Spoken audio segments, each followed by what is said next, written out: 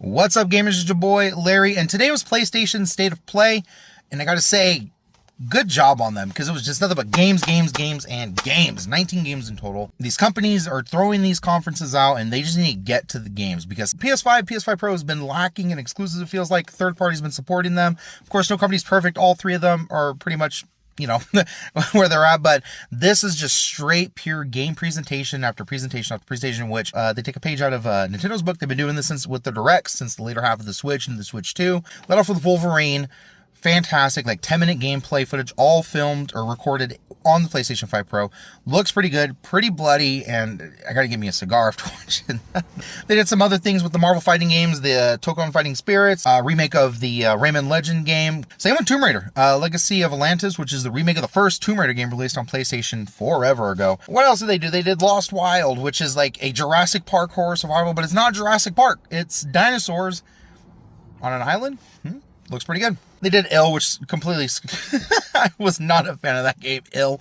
I saw the trailer and I go, ooh, got the yucks. But what else? Anything else that stood out? Silent Hill Townfall. They did a trailer for that one. That one looks pretty good. Stuntman Hollywood. That definitely stood out in the crowd.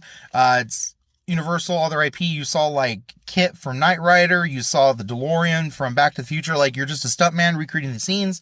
It looks like maybe you do some extra stuff in there, but it looks pretty dope. Looks pretty good.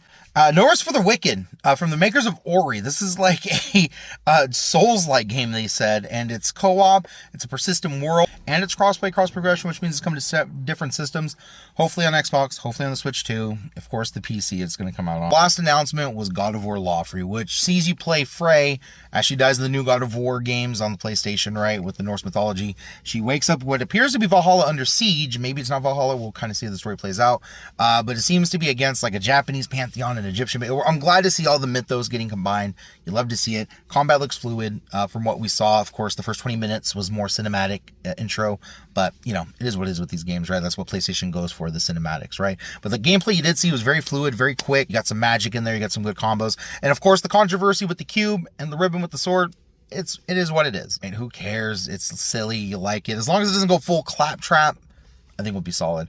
But yeah, that's it for today's PlayStation State of Play. Let me know in the comments down below, what game are you looking forward to the most? I think for me, it's God of War, and it's also Rayman remake, but that's probably going to be a multi-platform release. So, the good thing though is that PlayStation's trying, because the PS5 is definitely struggling from lack of identity. Like, what makes me want to get a PlayStation instead of an Xbox, instead of a Switch 2, or instead of a PC? I feel like Sony's definitely been lagging this generation, or lost side of the mission, but is what it is. Let me know in the comments down below. This is Larry with Goodnight Gamers, chill guy with some chill vibes. Catch you next time.